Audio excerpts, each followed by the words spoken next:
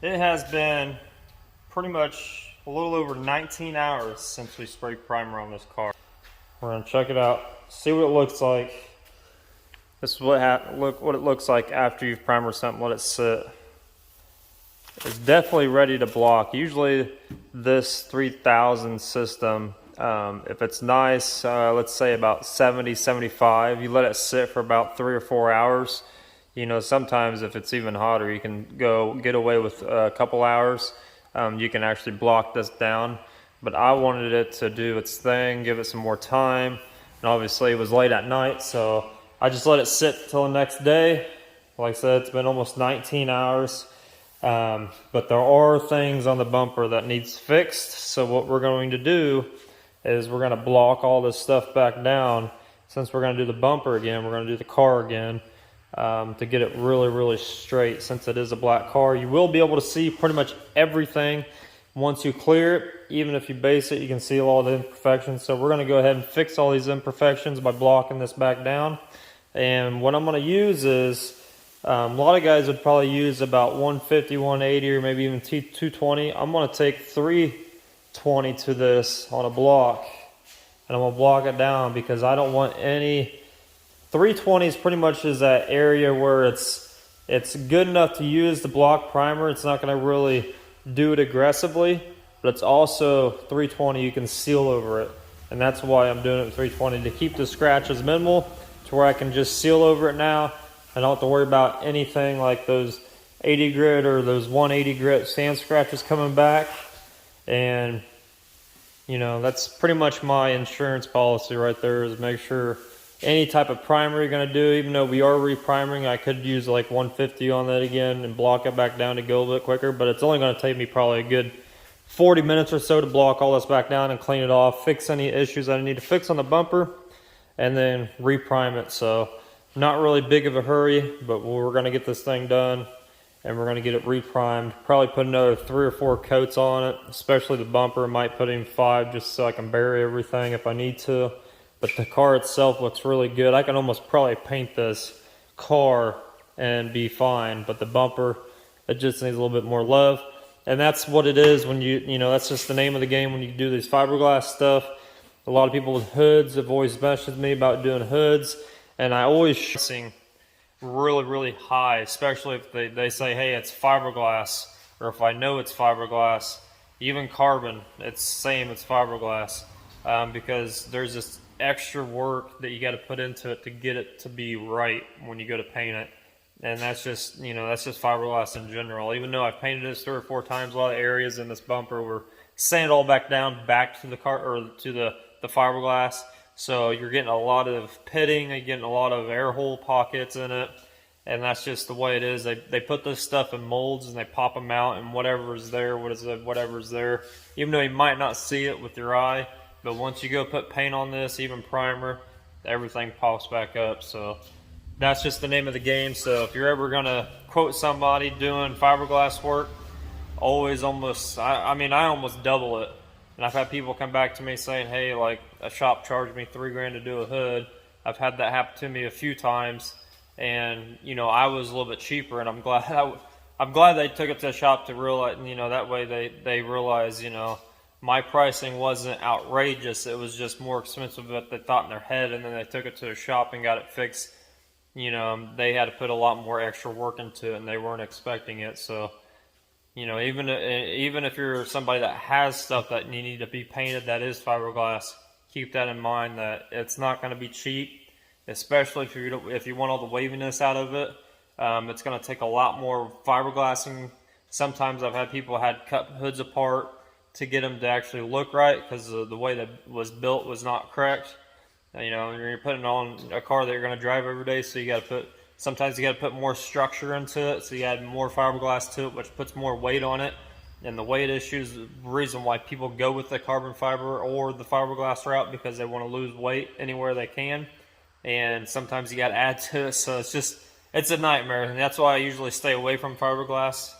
But in this case, you know, it's my father-in-law. I've painted this bumper. This will be the 3rd time, so having a lot of incidences with it. So we're just going to do it right and get it done. That way he's happy with it, and it won't have any issues down the road. So unless he hits something, of course, again. But Jeff, if you're watching this, sorry, but you know, it's just the way it is. You know, front bumpers, especially if you're driving it and it's low to the ground, you're going to have things hit it. It's going to crack on you. It's just the way it is. It's going to move. It's going to vibrate when you're driving.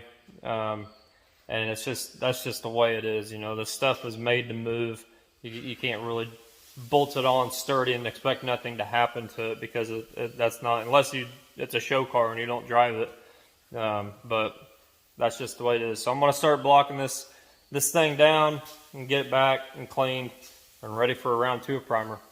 About an hour later, got everything blocked down. I'm going to show you guys what it looked like. I blocked the crap out of this to get it as flat as I could. So I'm going to show you. I've already cleaned it. I've already ran over it with the DA on 320, smoothed it out even better. And I do that to all my primer. Anything I do, I finish it off with the DA, because I'll show you one thing. If you're sitting here blocking it, I got my block here. If I'm sitting here blocking it and I'm constantly blocking, what you're doing is you're putting a straight scratch in it, essentially. So if you go over and you just, you know, and you go seal it, you're going to start seeing those scratches. Even though it's not like a really heavy grit, the way you can seal over 320 is if you put it on your DA and you just barely, you don't sit there for very long. You just go over it pretty quickly. That way you don't, you know, ruin your body lines or anything you've done previously to it. But you just take out that motion, because what happens on a DA, it jitters. So it's constantly making those little hook scratches, and it's getting rid of all those line marks that you've done put in there with blocking it. And that's just a little trick. Most people in the auto body world, if you're doing like collision, this is how they teach you to finish things off with before paint and primer. It's because if paint sits there and it shrinks up, or primer, you know, you let it sit there and it shrinks up on you, and you're going to start seeing those scratches come out. So to prevent that, get rid of that, you want to use a DA and just barely go over top of it. Now, if you're doing like a really high-end restoration job, you're obviously going to just stick to blocking, but you're going to be blocking it all the way up to about 400 or 600 to get all those scratches out. So you're making it really fine. With 320 and, you know, with this car like this, I don't need to go that far with it. So, and I think that's what separates a lot of people, is taking that extra step. Like, I probably could have got away with just blocking this and DAing it down real quick and cleaning it and prepping it for paint and painting it, and it'd be just fine. But I think putting another coat of primer on this, you know, 3 more coats of primer on this is really going to make this even better. And that's kind of what separates a lot of people in this industry, I think, is taking that little extra time. Yeah, it's going to take an extra hour or whatever, an extra day, but the end process is going to turn out much, much better. I'm going to do it that way, and I've done it that way for a long time. And if you're a potential customer or a customer and you think that's wrong, or if you don't like that, then you're not my customer, because if I'm putting my name on something, I want to make it as good as possibly human that I can. Because what I'm doing here is everything by hand. There's not a robot in here doing it, and it's going to make it perfect. Everything's done by hand. So I'd rather take the extra step, get it done, primer it again 3 times, 4 times, whatever it takes, letting it sit, block it back down the next day, and then paint it. Even though it might look really good now, but just putting another coat of that primer on top of this already, with how smooth it is, it's just going to make it that much better. And that's what, when you're doing custom stuff or a custom vehicle, especially if you're doing like a show car or something like that, that's what you want. You want that look that it's just like almost damn near perfect, and nobody else is going to be able to tell that there was any issues with it. And a lot of these shops that you see like on TV and things like that, they prime and block things so many times. I've seen some cars in person that I personally know that it was primed and blocked 6 times. That means they did 6 sessions of primer, 3 or 4 coats, sometimes even 5, to get a car straight. Now, it was black, obviously, but it needed to be done, and it needed to be laser straight, and that's what it took. And I've seen other shops where they've taken cars you know, after they primed them and blocked them multiple times, they actually paint them multiple times too. And each time they paint them, I've seen a car painted 3 times and blocked down, and then finally painted the last time on the 4th time. And every time they paint it, they just wait an extra day. That way the paint and everything shrinks up really well, and obviously they've baked it. But that's how these show cars are done. They're primed and blocked multiple times, or they're painted multiple times to get them laser straight. And there's some cars out there that are just, you know, they've got body filler everywhere, inch to inch on every panel, and they're primed and blocked, primed and blocked, primed and blocked. And that's just what it takes to get some of these show car quality jobs done that way. And obviously you're paying for labor is the biggest chunk of it, because this stuff is not, it's pretty time consuming, because like I said, everything's done by hand, and that's what separates people in this industry, especially nowadays, where quality's pretty much gone downhill in this industry, whether you're talking about the collision or the custom world. Quality's gone down a lot, especially in my area. So I pride myself taking that extra step above what anybody else is going to do. And that's why I think people come to me and they reference me, because they know that I'm going to take care of their project. Yeah, I'd rather be that person where the customer is going to pay extra time out of their pocket compared to anybody else. But I know when they get it back, it's going to be better, and the customer is going to be a lot more happier than if you would just skimp out and be like, oh, I'm just going to go to the shop because they're, you know, $1,500 cheaper.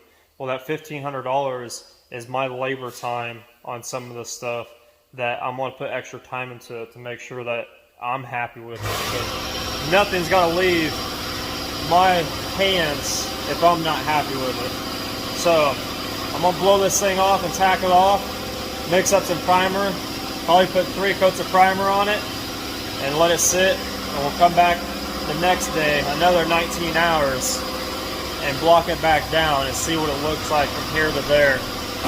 Right now, we're roughly almost 11 hours into this project. If you're having a hard time hearing me, it's because my compressor in the background kicked on, but we're roughly, from start to finish, from tearing down to right now, we're roughly 11 hours into this. So it's not too bad of timing, and I'll have probably another 2 hours into it, maybe 3, from here to where I can actually pull the trigger and paint it.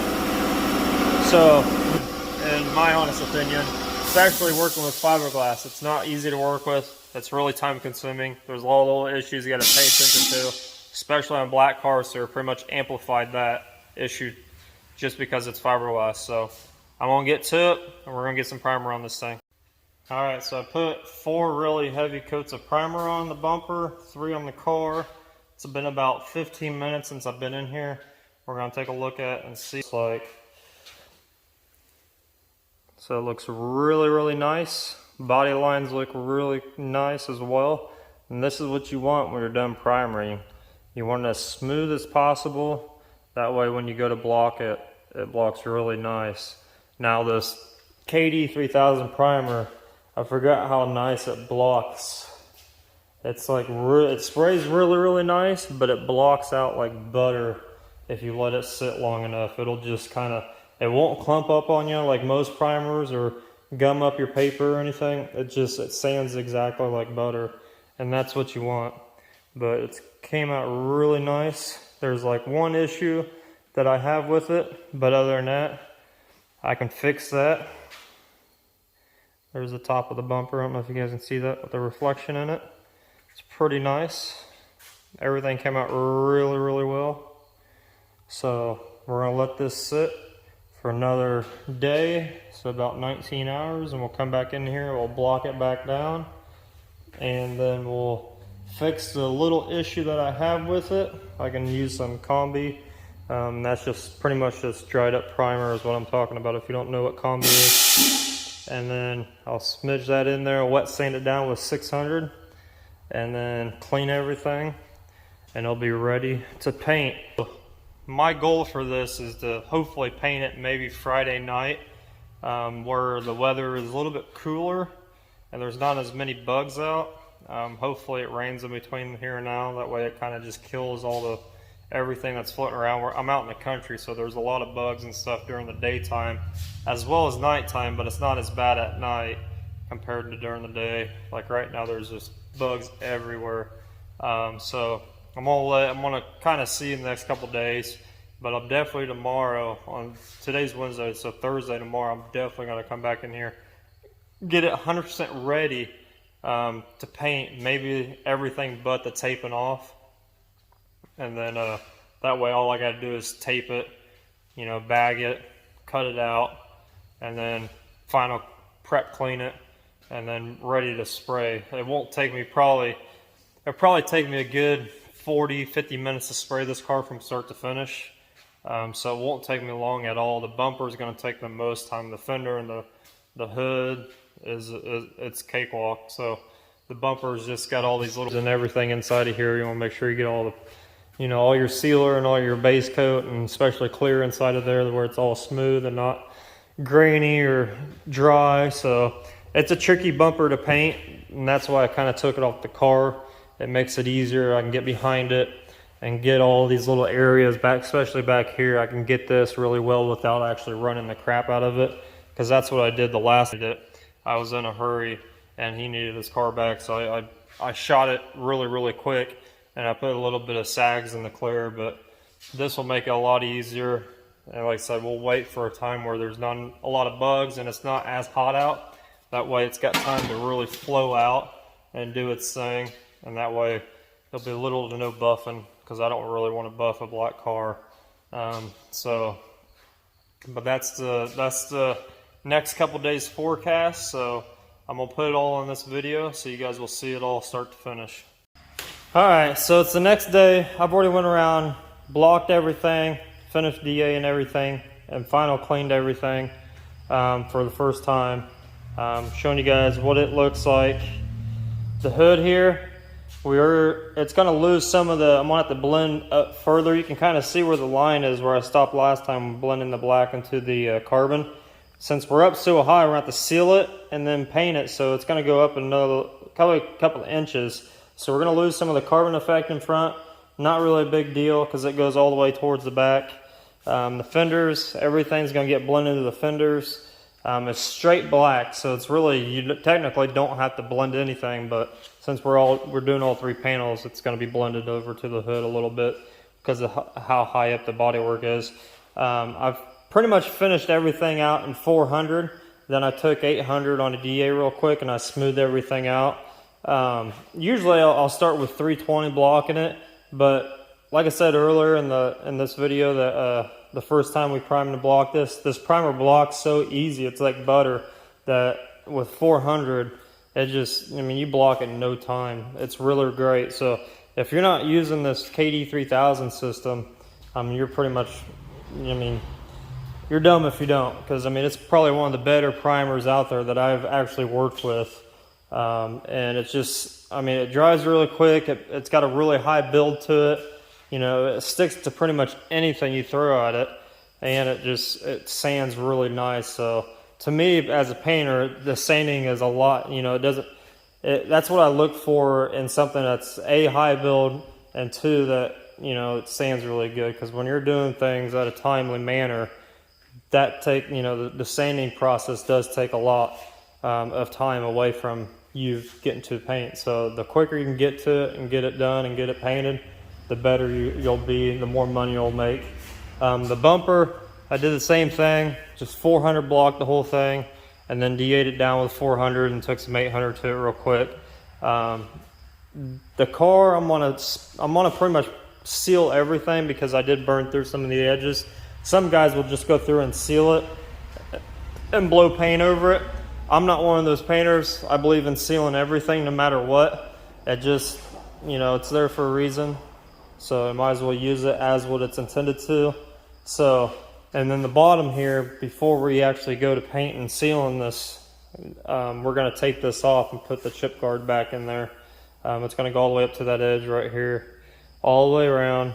So a lot of this stuff is going to be hidden. You're not going to see it because that stuff's pretty thick. But yeah, like I said, I've already cleaned the car. I'm going to show you guys real quick what to do on your burns.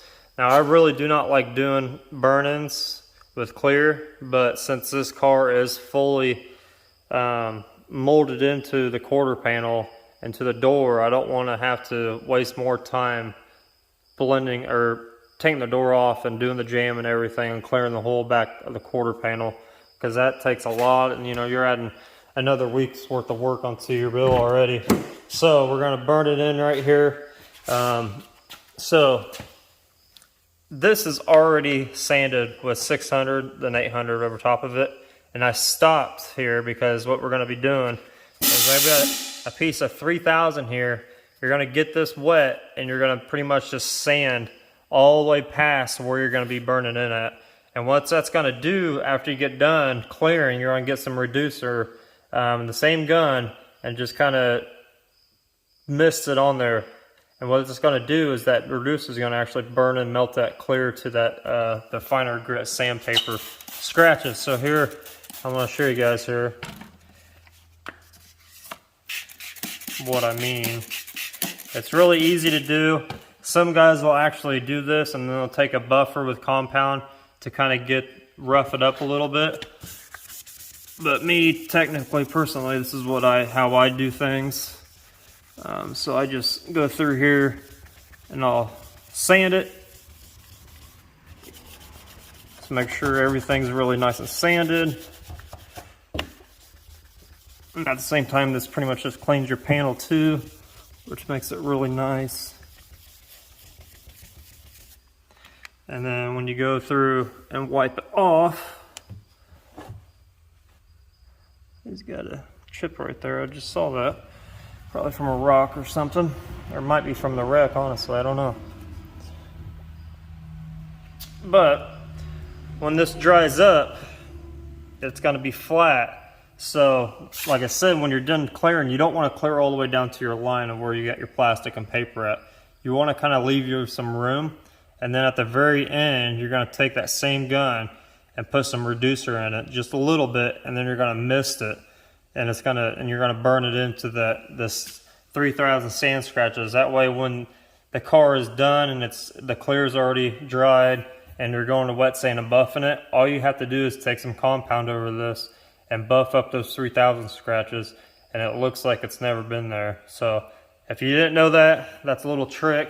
Like I said, I hate doing it that way because years time, you know, if your car sits out in the open, especially if you're like down in southern states like Florida where it's really hot, it doesn't last very long. You can kind of see the line coming back, and it doesn't look that great. But you know, with this, we gotta do what we gotta do.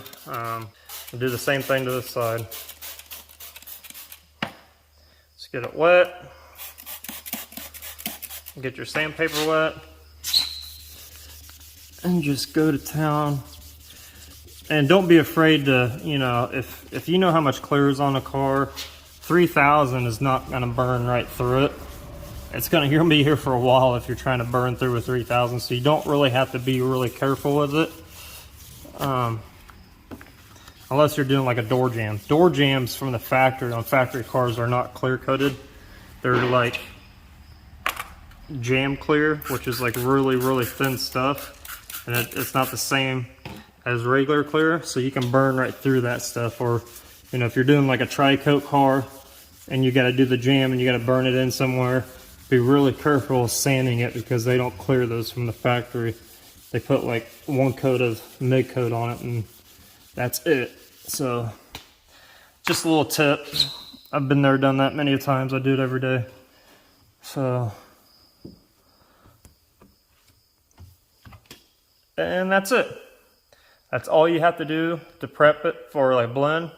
Pretty easy stuff. Obviously you want to give yourself enough room. With this being right here, I'm pretty much going to have a sealer here because I did burn through right here.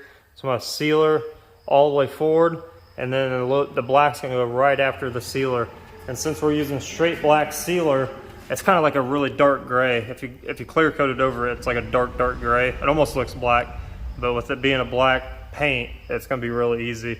I got enough room to go all the way back down to here with the clear. So you always want to give yourself enough room. A lot of people have issues doing this because they don't give themselves enough room, and that just goes back on them. So anything you do, whether you're blending a color, you know, you're doing a tricoater, if you got a blended door or whatever, on any color, you want to give yourself enough room, because if you're one of those that likes to spot in stuff like really tiny and you got to stay in within a panel, you're going to have a lot of issues with what it looks like after you're done. Unless you're just that good, you can do it, but you got to give yourself enough room to blend this stuff out. So just do your due diligence, make sure it's prepped right, and you'll have zero problems. I want to actually take this bumper outside, and I'm going to wash it off, wash the stand off really good because it hasn't been washed in a while. So I want to clean it really good before I actually go through and prep everything for the paint. It does get final clean one more time with wax and grease, and then the car, I can actually start taping it up right now and then get it ready for paint. But I'm going to push it, I'm going to drive it outside, move the Subaru outside. I'm going to really clean this area up really good because I haven't cleaned it in a while. So I'm going to sweep it up really good, make sure this area is really nice and clean to paint in, because I don't want any issues. Being a black car, you do see everything, so I want to make sure it's as nice as I can get it, and that way I'm not spending a week trying to buff this thing out. So we're going to get this thing done, so I'm going to start moving these cars out. Alright, so we got everything clean. Let me clean my lens off for you. Got the floor swept, got it all clean. It looks dirty, but I swear it's clean.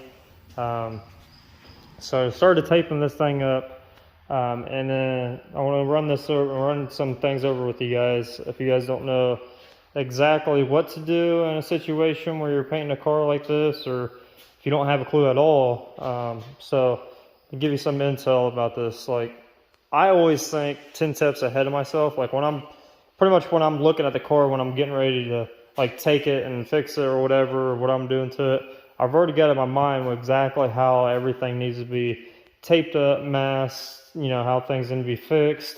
I'm already 10 steps ahead of myself.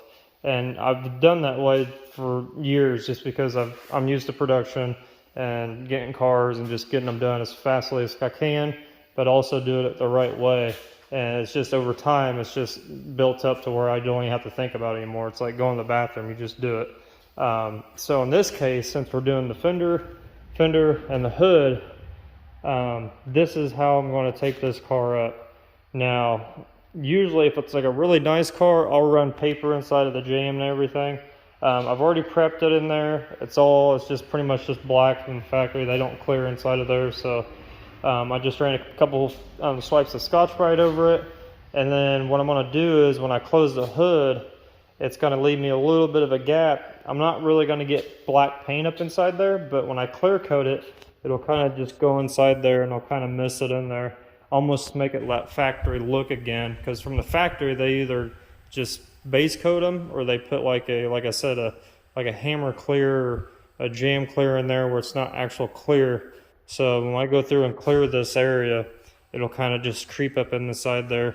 Like I said, a lot of cars, if it's really nice, I'll just run some masking paper inside there. But since I'm not fully painting over that gap, I'm not really too worried about it. It's just going to be clear going inside of there. And then like the vents and everything, I'll tape those up. I took the squirters out. I was able to get those out pretty easily without breaking them. Those always break if they've been in there for a while due to the heat from the engine and everything. So I'll tape those up. But in our blend area here, you always want to tape past your line that you're painting. Even though I'm going to stop about right here, I always want to go past it, just because when I hang plastic over this and when I spray this, I don't want any overspray creeping on either side of this. So it allows it to stop it, and you always want to give yourself enough room. I can't say that enough. Enough room on everything you do, no matter what. If you don't, you're going to be running into issues. You have to go back and do backtracking, go back 5 steps and fix things, or buff clear off a door that you got overspray on or whatever. So everything is back masked to the wheel well. I cleaned everything really nicely. A lot of times I'll take the wheel liners out. This one I don't have to. There's actually a lip inside there, and I was able just to back mask the lip. So when I pull my plastic down and cut it, I was able to pull it down like that, and nothing's on the fender inside there. It's all in that back lip area, which makes it really nice. A lot of cars, the fender liners will actually creep up on the side of the fenders, and you got to take, you got to put stuff behind them, get them off the edge. And then door jams, anything you're not painting, like a door jam area or a fender. If I wasn't doing this hood, I'd do that the same way. I don't back mask the fender, because when I shut the door, that door's going to come up and that tape's going to be touching the fender. So to give it a nice soft edge but still get clear on that edge, when I go by here and blow clear through here, that tape's going to move just a little bit. It's not going to allow a lot of clear in there. It's going to allow a little bit on that edge right there. So all you have to do to get that effect is just to kind of sneak it in there and then let it bridge itself on the back of it. That way the back edge is flapping a little bit. When that air pressure goes by there, it'll just kind of flap in the wind, and then it'll kind of just creep on that edge without actually destroying that edge. I've seen people back mask it. You can a lot of times on cars. Every car is different, and then close the door and get away with it. But a lot of cars, these gaps are so tight right here that when you close the door, it'll actually fold against that tape, and that tape will actually be touching that fender. And when you go to take the tape off when the car is dry, you'll pull that clear off of it, and it'll pull chunks off of it. So that's just a little tip. Same way with inside of here, just sneak the tape down inside there. It's a really easy car to tape up. It's not that bad since I took everything off, which I'm glad I did because it'll make a nicer, cleaner job. Same way on this side, done. And then right here, everything gets back masked. When you're really taping off, you want to give yourself enough room towards the edge. And what I mean by that is, go like this hood, for instance, you don't want to put the tape right on the edge. You want to kind of give yourself enough room on the back side of here to where when I get the plastic on it, I can actually pull this away and give it that edge that it needs. Because if I go right up against that edge, and if I put a lot of clear on here and I end up running it or something like that, and it sneaks up on the tape, and I go to pull this tape off, it could possibly peel that clear up with it, and then you're a nightmare, and then you have to fix it, and you're going backwards again. So always want to give yourself a nice edge of more extra tape, and you can honestly put another layer of tape on here and make it even bigger if you need to. If you got the repair underneath the hood or anything like that, I do it this way. It just makes it a lot easier. It makes it not have a hard ass line right there. So just give yourself enough room with tape to where you don't have to worry about that. And I always, when I get done plastic and everything, I always go around and I'll peel this down a little bit to give me that extra gap in there to let that clear just kind of sneak back past there. Same way with the hood. When I put the plastic on it, I've got enough room on the back side of this hood where I can actually push it down against the plastic, and it'll allow that area just a little bit to where it's not actually fully hardlined on that hood, because I don't want anything happening when I go peel the tape back off of it. It's the little things like that most people don't realize that goes a long ways, because if you happen to, like I said, get a lot of clear and you bridge that gap between the tape and the panel, you could possibly rip that clear up and then you're redoing the whole job. So bumper's been washed. It's actually, I've dried it off, cleaned it. The backside's still kind of wet, which makes it really nice, because a lot of people don't like using water on cars or anything that they've done bodywork on, because it might possibly rust. With fiberglass, this was so messy, and it's being fiberglass, I didn't really care because it's going to sit overnight anyways. So by the time we get to it tomorrow and paint it, it's going to be fully dry. So it allows you to get all that sludge and everything out of there and get it all clean. That way all the dust and everything on the cart is off. Don't have to worry about any of that. And the same way with the front of the car, I washed some of the front of the car off just to get some of that extra sludge off to make sure it's nice and clean. And then, but yeah, that's about it. Pretty easy tape job, nothing crazy. I'm about to let the hood down and latch it, and then we could put plastic over it, and then tomorrow we can cut it out and start cleaning and spraying. And this is what it should look like when you get everything done, bagged, and ready to cut out. Now I try, usually at work, since I have a downdraft booth, I don't try to get it really tight, because by the time I turn the booth on, the plastic's gonna be sucking down the ground. But at home, this isn't a downdraft booth, so I gotta really get it pretty tight. That way the plastic's not flopping in the wind. So what I'll do is I'll take the corners and I'll kind of roll them up in a knot, and I'll stuff them somewhere with tape. That way they're not going to move on me. And I'll do the same to the back when I get ready to cut all this out. I'll do the same to the back, and I'll really tighten this all up. It's pretty tight already, so it should be really fine, but I'll just double check it when I cut all this out. So this will keep everything nice and clean until you're ready to paint. So this is exactly how you want it to look. And then you'll go around just cutting everything out. Blend area right here, we're gonna burn it in. I'll cut it high at first, but I'll cut the edges down a little bit. That way I can pull the flap down, and that way that little bit of burn in clear, that reducer will burn that clear in. You can actually bridge it in there.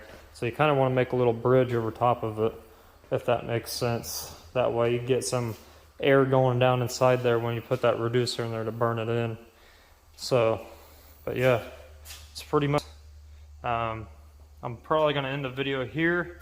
If you guys have any questions, let me know down in the comments. Some of you guys are commenting, which is awesome. So now I know that comments are working. But yeah, it's pretty straightforward. Don't overcomplicate things more than what they need to be. Just make sure that you're taping, you're cleaning. The prep work is everything. Not only just the tape part of it, but making sure everything's nice and clean. Because if you go spray something that's got dirt in the crack or something like that, that air is just going to pick that up and throw it everywhere where you just put paint on, and you're going to be kicking yourself because you're just going to keep going backwards. So just make sure everything's really clean, nice, and you won't have any issues. So I said, next video coming up, we'll be laying some sealer and then paint and clear, and it should be done by then. And I'll let it sit for probably 2 or 3 days. Since this isn't a bake booth, this is my home booth. I usually let it sit for at least 24 hours before I buff it, if I need to.